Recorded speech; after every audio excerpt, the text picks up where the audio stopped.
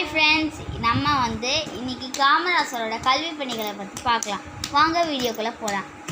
காமராசர் முதலமைச்சராக பதவியேற்ற நேரத்தில் ஏறக்குறைய 6000 தொடக்கப் பள்ளிகள் மூடப்பட்டு இருந்தன.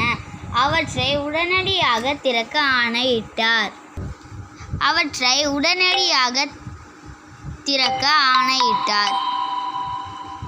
மாநிலம் முழுவதும் அனைவருக்கும் இலவச கட்டாய கல்விக்கான சட்டத்தை இயற்றி தீவிரமாக நடைமுறைப்படுத்தினார்.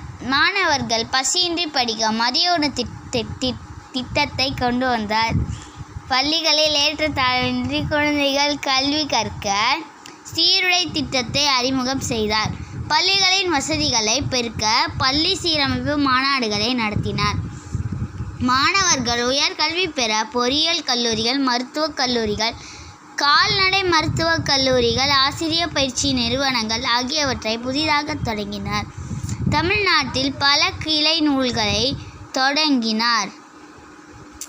இவ்வாறு கல்வி புரட்சிக்கு வித்திட்டவர் காமராசரே ஆவார். அவள்தான் நம்ம காமராசரோட கல்வி பணிகள்லாம் பார்த்தீங்கள, இவ்வளோ நன்மை செஞ்சிருக்கார் நம்ம காமராசர். இவர் ரொம்பவே எளிமையானவர்.